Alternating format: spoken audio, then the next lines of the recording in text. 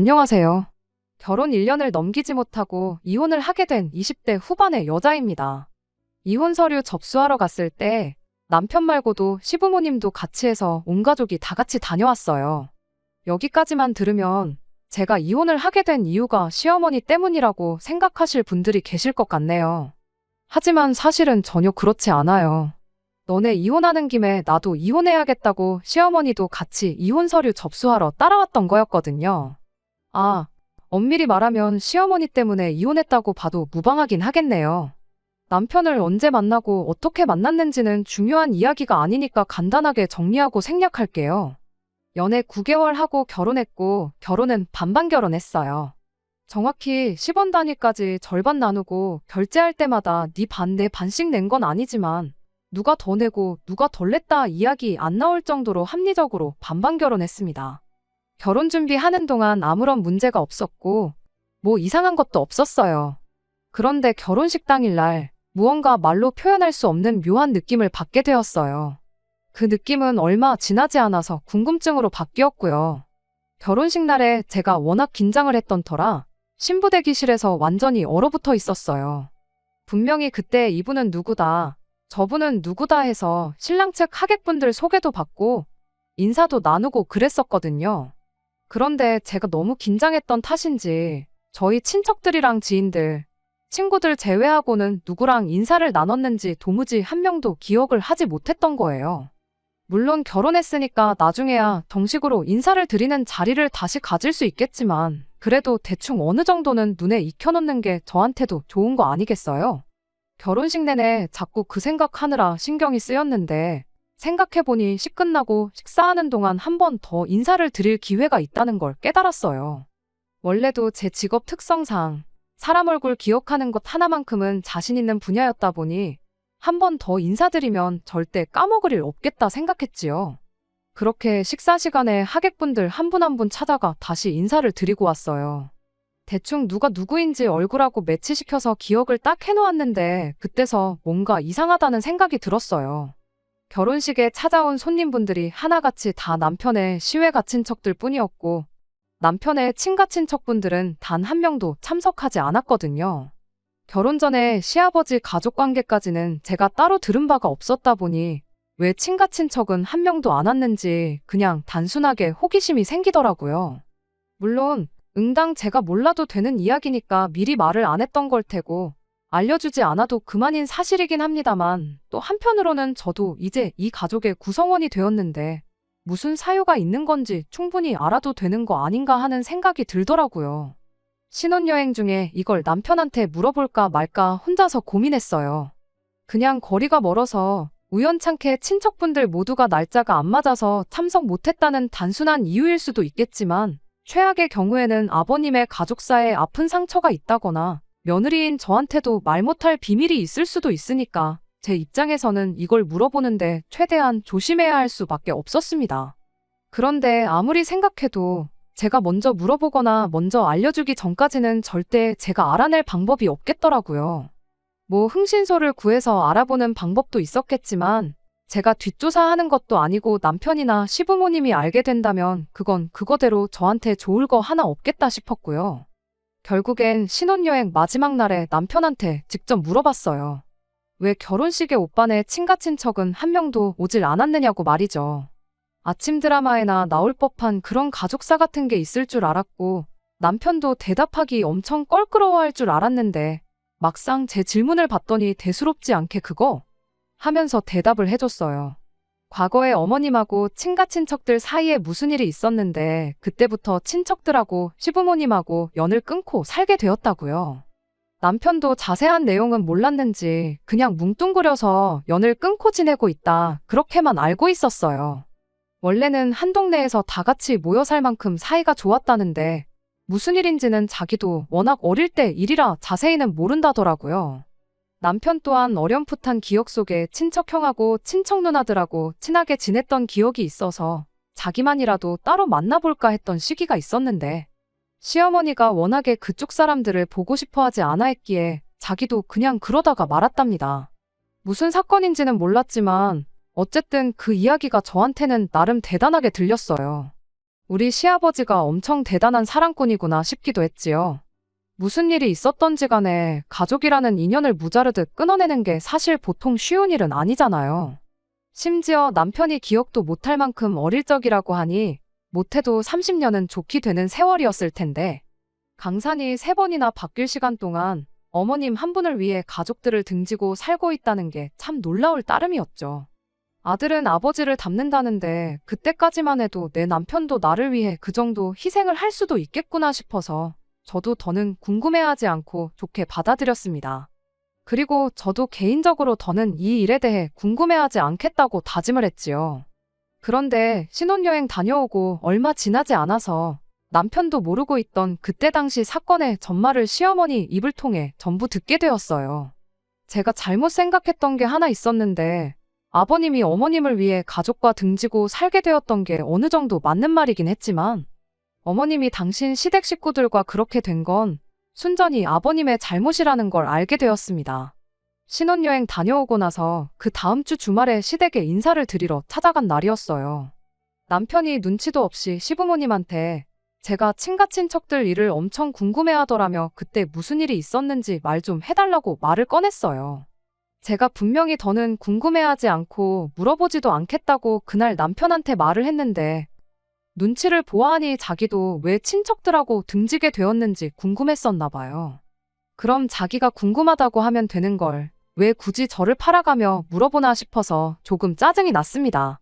아버님도 난감해하는 표정으로 뭘 그런 걸 굳이 알려고 하냐며 언급도 하기 싫어하는 눈치였는데 시어머니가 니들도 알 건 알아야지 하면서 그때 당시에 있던 일을 이야기해 주셨습니다. 아버님 쪽이 엄청난 대가족이었대요. 아버님은 6남매 중 막내로 위로 큰아버님이 4분 그리고 고모 1명이 있었답니다. 고향집이 시골이었는데 당시 아버님을 제외한 나머지 형제들이 전부 공부에는 그렇게 큰 뜻이 없었다고 해요. 그 덕에 아들에다가 막내이기도 한 아버님이 공부하는 거 관련해서 집안의 지원을 많이 받으셨다더라고요. 그래서 혼자 몸으로 서울까지 올라와 공부를 할 수 있었고 대학교도 졸업하고 직장도 서울에 자리를 구해서 아예 자리를 잡으셨다고 합니다. 어머님하고는 대학교 다닐 때 처음 만나서 그때부터 쭉 인연을 이어오다 결국 결혼까지 하게 되었다고 하고요. 어머님도 대학을 나왔다 보니 원래는 맞벌이를 하기로 하고 결혼 생활을 시작했는데 아버님의 아버지 그러니까 할아버님이 돌아가시게 되면서 할머님이 건강이 악화가 되셨대요. 그때 할머님이 막내 아들 노래를 불러대는 바람에 아버님이 어머님이랑 상의도 없이 회사고 뭐고 다 때려쳐버리고 본가로 내려가기로 했다더라고요. 아버님이 유일하게 대학물 먹은 집안 막내다 보니 부모님 사랑을 엄청 받으셨던 것 같고 아버님 또한 두 분에 대한 애틋함이 보통이 아니었나 봐요. 아무튼 어떻게 상의조차 해볼 틈도 없이 아버님 혼자 그런 큰 결정을 내리는 바람에 어머님은 선택권이 없었고 결국 아버님 따라서 같이 고향으로 내려가기로 했다더군요. 당시 집안의 장남이던 큰아버님이 집안 사업을 물려받아 일이 확장하고 절이 확장하면서 크게 키우려고 하고 있던 차였는데 어머님 아버님 두 분 다 대학물 먹었다고 거기서 사무직 자리를 줘서 일은 곧바로 할 수 있었답니다. 그런데 그렇게 본가로 내려간 지 얼마 지나지 않아서 어머님은 예상도 못했던 시집살이에 시달리게 되었다고 해요. 신우 시어머니 시집살이보다 힘든 게 동서 시집살이라고들 하잖아요. 신우야 고모님 한 분밖에 안 계셨고 할머님이 아버님을 워낙에 이뻐했으니 어떻게든 견딜 수 있었다지만 큰어머니들은 경우가 달랐나 봐요. 어머님이 대학물 먹었다는 것도 엄청 눈꼴시러웠나 본데 거기에 추가로 자기들은 아픈 시어머니 돌아가면서 모시고 있는데 며느리 중에서도 서열이 제일 아래인 시어머니는 사무직일을 시킨다고 책상머리에 앉아있는 걸 두 눈을 뜨고 볼 수가 없던 거였죠.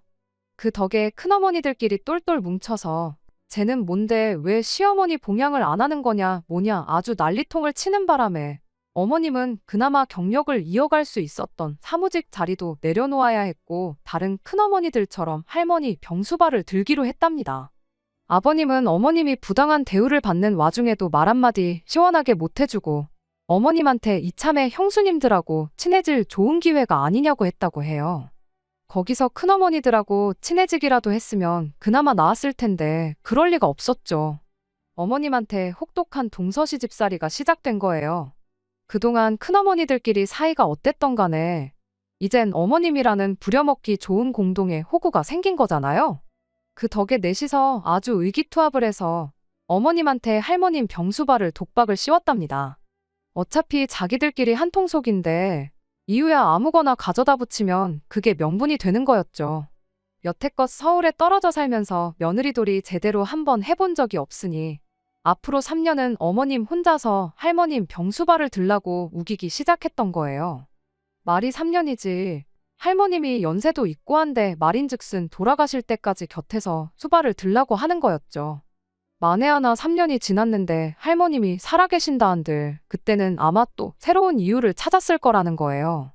할머님만 간병하면 다행이었겠지만 그게 아니라 할머님 병수발 드는 짬짬이 어머님한테 자기들 필요한 일을 시키기 시작했답니다.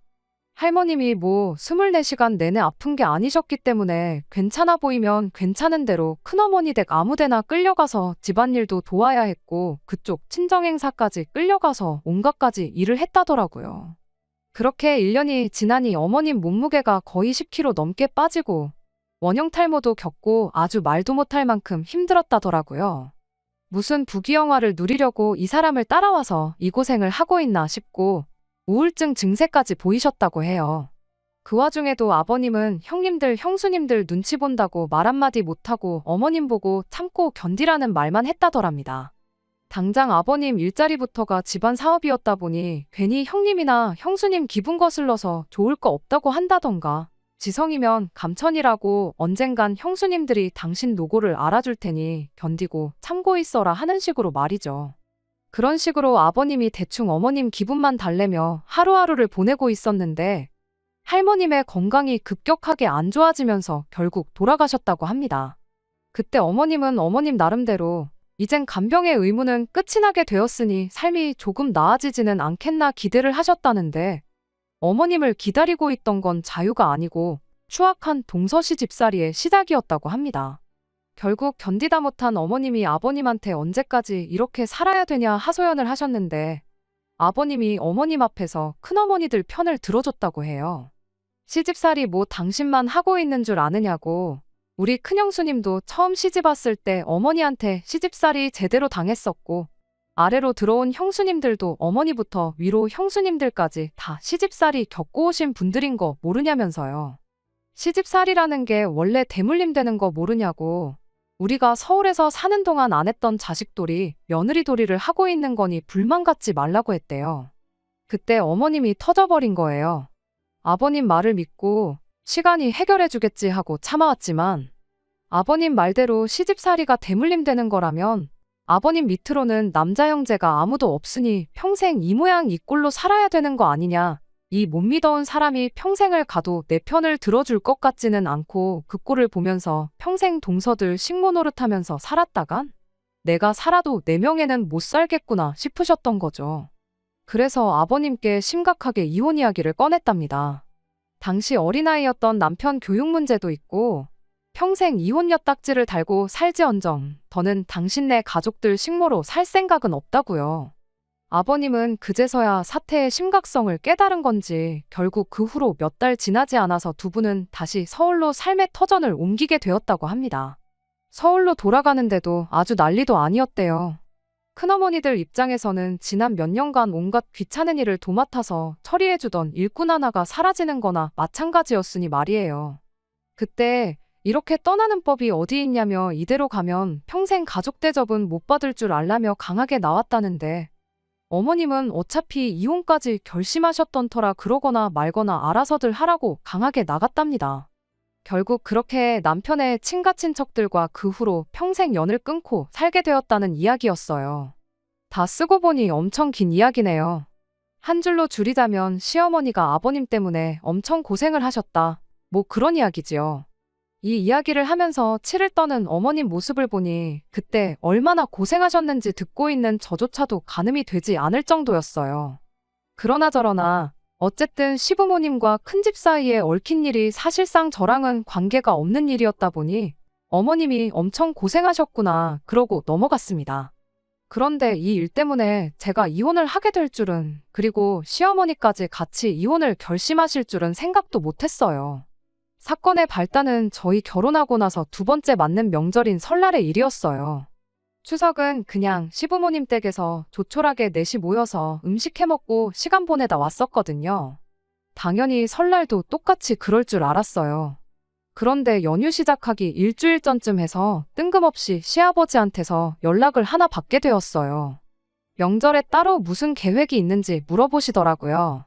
큰 계획은 없었고 집에서 그냥 쉴 계획이라 명절 당일날 아침에 시댁, 저녁에 친정 다녀오려고 한다고 대답했는데 그러지 말고 연휴 동안 다른 약속 잡지 말고 있어보라고 하시더라고요. 어디 좋은데 다녀오려고 하는데 너네도 같이 가자면서요.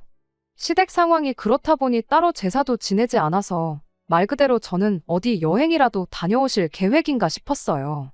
왜 요즘은 명절 연휴 기간에서 여행들 많이 다녀오잖아요. 게다가 시아버지가 먼저 제안을 하셨는데 거기다 대고 싫다고 할 수도 없어서 알겠다고 대답했어요. 여행을 가실 생각이면 여행 계획이라도 대충 미리 세워놓아야 할 것 같아서 어디로 가실 계획이냐 물어봤는데 그건 차차 알려줄 테니 궁금해하지 말라셨는데 그때는 정말 이런 일이 일어날 줄 눈치도 채지 못하고 있었습니다. 남편이 시어머니한테 연락해서 어디 가는 거냐 대충 떠봤는데 어머님도 아버님이 어디 가는지 도통 말을 안 해준다며 전혀 모르는 눈치였어요. 아버님이 알려준 대로 2박 3일치 짐 챙겨서 연휴 시작하는 날 시댁으로 향했어요. 시댁에 도착했는데 현관문에서부터 쩌렁쩌렁 두 분이 티격태격하는 소리가 들리더라고요. 무슨 일인가 싶어서 후다닥 집 안으로 들어갔는데 어머님은 저희가 도착한 건 아랑곳하지도 않고 바닥에 거의 쓰러지다시피 누워서 발을 동동 구르며 내가 거길 왜 가냐고 소리만 지르고 계셨어요. 아버님은 미간에 주름을 잔뜩 만들어서는 인상만 쓰고 한숨만 푹푹 쉬고 있었고요. 어디 좋은데 데려가려고 비밀로 하셨나 싶었는데 아버님이 가려던 곳이 어디 놀러 가려는 게 아니었고 어머님이랑 저희들 데리고 평생 연을 끊고 지냈다던 그 큰 집에 가려던 거였다는 걸 알게 되었습니다. 사실은 그 30년 가까운 세월 동안 아버님이 완전히 큰집 식구들과 따로 연락을 하고 지냈던 거예요.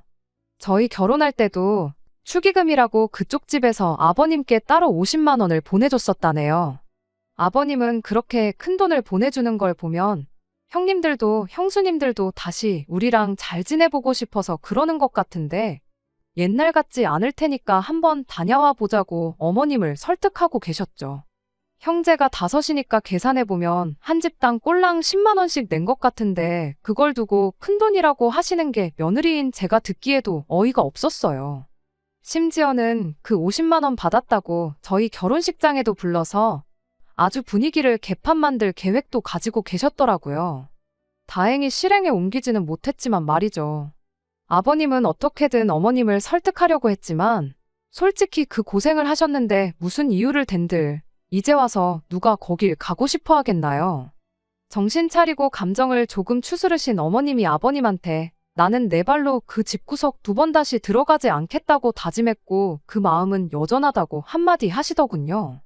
아버님은 결국 감정에 호소하기 시작했어요. 당신 때문에 벌써 몇 년을 형제들, 조카들 얼굴도 못 보고 지냈다고. 나도 가족들하고 한데 어우러져 살고 싶다. 이 정도 했으면 충분히 용서해 줄 때가 되지 않았느냐고 하는데 어머님이 아버님 말을 딱 끊어버리더니 그렇게 쉽게 용서가 되는 일이었으면 그 집구석 찾아가도 내 발로 진작에 찾아갔을 거라고? 정 그렇게 가고 싶으면 애들도 데려가지 말고 당신 혼자 내려갔다 오라 말하고 그냥 방으로 들어가 버리셨어요. 들어가면서 저희한테도 행여나 니들만이라도 따라서 다녀올 생각 말라 한마디 하셨고요. 아버님은 방에 들어가신 어머님을 보더니 제가 있는 건 아랑곳하지 않고 험한 욕을 섞어 쓰시면서 혼자 밖으로 나가버리시더라고요. 거기에 저희가 더 있어봤자 뭐 나아질 건 없는 것 같고 분위기도 그래서 결국 그 길로 저희는 저희대로 집으로 돌아왔습니다. 어머님, 아버님 문제가 저희한테까지 번질 거라고는 생각도 못했는데 집으로 돌아가는 차 안에서 일이 터지고야 말았네요. 남편이 말 한마디 없이 운전만 하고 있었어요. 그걸 보니 부모님 싸우는 걸 본 남편도 속도 속이 아니겠구나 싶어서 저도 딱히 아무 말 하지 않고 창문밖만 쳐다보고 있었죠. 그런데 남편이 난데없이 저한테 화를 내기 시작했어요. 너는 며느리가 돼서 어떻게 거기서 말 한마디 안 하고 있을 수 있냐면서 짜증을 내더라고요. 남편이 무슨 소리를 하는 건가 싶었죠. 부부싸움은 칼로 물베기라는데 심지어 시부모님이 싸우고 있는데 내가 거기서 무슨 말을 했어야 했냐고 되물었지요. 그리고 내가 며느리인 게 거기서 또 무슨 상관이냐고요. 제 물음에 돌아온 남편의 대답이 아주 가관이었습니다. 제가 거기서 어머님한테 걱정하지 마시라고 설득을 했어야 한다는 거예요. 내가 무슨 수로 설득을 하느냐 했더니 그 집에서 무슨 일을 시키건 간에 어머님 대신에 제가 다 할 테니 어머님은 눈치도 보지 마시고 아무 일도 하지 말고 며느리만 믿고 가만히 계시기만 하면 되는 거다 이렇게 말을 했어야 한다네요. 당최 무슨 소리를 하는 건지 이해가 안 돼서 뭔 소리냐고 똑바로 좀 말해보라고 다시 물었어요. 남편은 당당하게 생각해보라고. 벌써 30년 가까이 지난 일이다. 어머니한테 시집살이 시키던 큰어머니들도 전부 다 며느리들을 봤을 텐데 며느리 부려먹으면 되지 어머니한테 일을 시키겠냐고요. 행여나 무슨 일을 시킨다 하더라도 어머님도 며느리인 제가 있으니 저한테 시키면 다 해결되는 일인데 어머니가 시집살이 때문에 고생했던 게 있으니 너한테 무슨 일을 시키기는 뭐 할 것 아니냐고. 그러니까 그 전에 제가 나서서 어머님한테 일은 제가 할 테니 가서 편히 쉬다 오실 생각만 하시면 된다 하고 걱정을 없애드렸어야 한다는 겁니다. 제가 남편한테 지금 제정신으로 하는 소리냐고 했어요.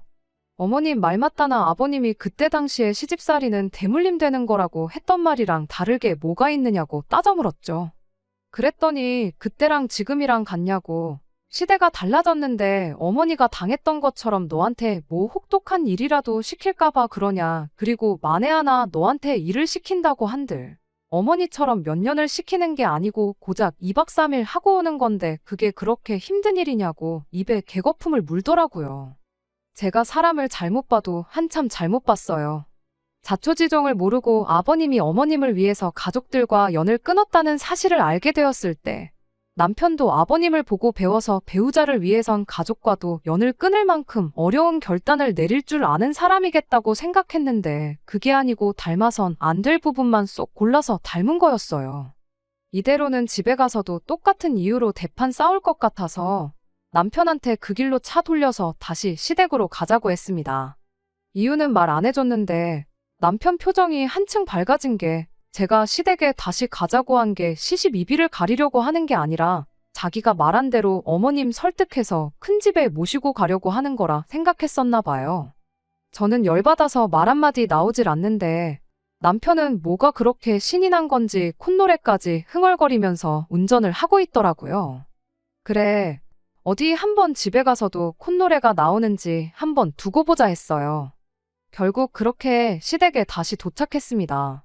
저희 나갈 때만 해도 집 밖을 뛰쳐나가셨던 아버님이 다시 들어오신 건지 또 현관문 앞에서부터 요란한 게 두 분이 저희 집에 가고 나서 같은 일을 가지고 2차전을 하고 계신다는 걸 알 수 있었습니다. 남편은 이 상황을 해결할 구세주라도 된 것 마냥 당당하게 현관문을 열었어요.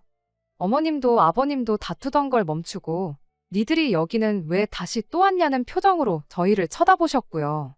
남편은 의기양양하게 엄마 아빠 여기 며느리가 할 말이 있대요 하면서 저를 두 분 앞으로 떠밀었어요. 남편은 그때까지도 자기가 했던 말대로 제가 시어머니한테 시집살이는 제가 어머님 대신 총알바디가 돼서 전부 받아내줄 테니 안심하시라는 말을 꺼낼 줄 알았나 봐요. 하지만 제가 미치지 않고서야 거기서 그런 말을 꺼낼 이유가 없었어요. 남편이 원하는 소리를 해주는 대신 어머님한테 어머님 아들이 차 안에서 나한테 이렇게 말했다고 토시 하나 빼먹지 않고 그대로 설명드렸습니다. 이 사건의 원흉이나 마찬가지인 아버님도 당신 아들이 얼마나 멍청한 소리를 했다는 걸 아시는지 아무 말도 못하고 어이없다는 표정만 짓고 계셨어요. 어머님은 이야기를 듣더니 아주 자식이나 아비나 둘 다 똑같은 놈들이라고 이 집구석 남자들은 왜 저 모양 저 꼴이냐며 아주 분통이 터진다고 하시며 가슴을 다 부여잡더라고요. 그리고 어머님의 화살은 다시 아버님한테 향했어요. 그때 당시 생각해보라고 어머님 병수발 들고 당신 형수님들 집에서 개같이 부려먹힐 때 당신이 한 게 뭐가 있냐고요. 개고생은 나 혼자만 했지. 당신은 당한 게 하나도 없으니 이제 와서 다시 가족이네 어쩌네 하면서 사이좋게 지내고 싶다는 소리가 나오는 거 아니겠냐고. 그게 아니고 그때 그냥 같이 서울로 올라오는 게 아니고 아예 이혼을 해서 당신은 거기다 버려두고 왔었어야 했다. 그럼 적어도 아들 자식이 지 아비랑 똑같이 자기는 아무것도 할 생각이 없으면서 마누라 팔아먹고 떡이나 먹으려는 그런 사상을 갖고 자라게 두지는 않았을 거 아니겠냐고 하면서 한탄을 하시더라고요. 그러더니 제 손을 붙잡고서는 저한테 미안하다고, 내 아들이 이딴 자식인 줄 알았으면 아예 결혼한다고 했을 때 반대를 했었을 거라며 몇 번을 저한테 사과를 하시더라고요. 그럴 게 아니고 나는 지금 당장 이혼을 해야겠으니 이혼 전문 변호사부터 알아보러 가자고 제 손을 잡아 끄셨어요. 자기 이혼하는 김에 너도 상담이라도 한번 받아보라면서 말이죠. 어머님 감정이 너무 격양되어 있는 것 같아 거기선 제가 어머님을 말렸습니다. 어머님한테 변호사들도 명절에는 쉬지 않겠느냐고 변호사는 명절 끝나고 알아보러 가자고 하고 말이에요. 어머님도 제 말 듣고 한 발 물러나시더니 두 남자들한테 한마디 하셨습니다. 두 사람 다 꼴도 보기 싫으니까 당장 나가라고요. 어디 딴 데 가지 말고 이 길로 차 끌고 큰 집에서 2박 3일 동안 머리나 식히고 오라고. 어디 딴 길로 샜다가 걸리면 그 길로 평생 내 얼굴 못 보고 사는 줄 알라고 강하게 나오셨어요. 결국 남편하고 아버님만 둘이서 큰 집으로 출발하게 되었습니다. 저는 저대로 그냥 집에 돌아갈까도 했지만 두 사람 출발하고도 어머님이 손을 계속 바들바들 떨고 계실 만큼 혈압이 올라가 있는 것처럼 보여서 그냥 시댁에 머물렀어요. 늦은 낮잠을 주무시고 그날 저녁이 돼서 어머님이 저를 부르셨어요. 그리고 거기서 둘이 진솔한 이야기를 나누었습니다. 어머님은 저한테 자꾸만 미안하다고 하셨어요. 방에서 혼자 몇 번을 생각해봤는데 아버님이 30년 동안 어머님을 속이고 가족들하고 계속 연락을 해왔던 것부터 이유가 뭐였던 간에 며느리 받자마자 어머님이 저한테 시집살이를 시키게 만들 계획을 가지고 있던 것부터 뭐 하나 용서가 되는 게 없다고. 앞으로 아버님을 남편으로 보고 살 이유도 없는 것 같아 진짜로 이혼을 해야겠다고 하셨습니다. 그리고 아무리 생각해도 제가 그걸 못하게 할 권리는 없다는 생각이 들었어요. 결국 저는 어머님한테 어머님 뜻이 그러시다면 그렇게 하시는 게 맞다고 대답을 했어요. 그런데 막상 대답을 그렇게 하니 저도 생각이 많아지더라고요. 남편이 어떤 생각을, 어떤 사상을 가지고 있는지 이번에 제대로 알게 되었는데 이번 일로 어머님, 아버님이 이혼하게 되면 아버님이 그랬던 것처럼 평생 이 일을 가지고 저 때문에 두 분이 이혼하셨다고 받아들일 테고 그걸 두고 겉으로는 안 할지라도 평생을 두고 저를 원망하겠다는 생각이 들었어요. 이틀 밤낮을 과연 제가 그걸 감당하면서 살 수 있을까 고민을 했습니다. 혼자 아무리 고민해봐도 답이 나오지 않던 상황이었는데 큰 집 다녀온 남편이 꺼낸 말 한마디에 결국 이혼을 결정했네요. 저는 남편이 거기 다녀와서 저한테 사과라도 할 줄 알았어요. 그런데 오히려 기고만장해서 돌아왔습니다. 그 집구석에 가서 무슨 조언을 듣고 온 건지 스스로 생각해서 저러는 건지는 모르겠는데 너랑 어머니가 걱정했던 거 다 기우였다. 큰어머니들 다 좋은 분들이더라. 과거에 있던 일들은 이미 다 용서했으니 악감정 하나 남아있는 게 없으시다고 다음 추석에는 꼭 보자고 하시더라. 그러니까 다음 추석에는 꼭 어머니도 모시고 넷이서 같이 다녀오자. 이딴 소리를 하더라고요. 다른 건 몰라도 남편은 어떻게 아들이 돼서 그 집 구석 다녀오고 나서 큰어머니들이 어머니를 용서했다더라 하는 말을 꺼낼 수 있는가 싶었어요. 아무리 생각해도 용서는 어머님이 그분들을 해드리는 게 맞는 건데 말이에요. 그때 확신했어요. 어머님은 이혼을 확고하게 결심하신 것 같은데 그렇게 되면 남편이 평생 내 잘못으로 시부모님이 이혼하셨다고 생각할 테고 그걸 두고 평생 나를 원망만 하고 살겠구나 말이에요. 저는 그날 남편 말에 아무 대답하지 않았고 명절 끝나고 나서 어머님 모시고 변호사 만나고 오는 길에 저도 같이 이혼 상담을 받고 왔습니다. 어머님의 경우에는 소송까지 가도 절대 지지 않을 것 같다는 대답을 들었는데 저의 경우에는 소송으로 갔을 때 기각될 확률이 높으니 최대한 남편과 협의점을 찾아서 이혼을 해야 한다는 조언을 받았어요. 결국 남편과 협의점을 찾는 데까지 시간이 걸리게 되어서 얼마 전에야 겨우 이혼 서류를 제출할 수 있었습니다. 시어머니랑 며느리가 같이 이혼 서류 제출하러 가는 게 누가 봐도 콩가루 집안처럼 보였을 테지만 그 사람들이 제 인생 대신 살아주는 게 아니잖아요. 이유야 어찌되었든 이제 평생 이혼녀 꼬리표를 달고 살게 되었는데 앞으로 제 남은 인생 이 판단을 두고두고 후회할 날이 올 수도 있을 테지만 사람 앞일은 모르는 거니 최대한 열심히 살아보려고 합니다. 끝까지 들어주셔서 감사합니다. 오늘의 사연은 여기까지입니다. 구독과 좋아요, 알람 설정 부탁드리고 더 좋은 사연으로 다시 찾아뵙겠습니다. 감사합니다.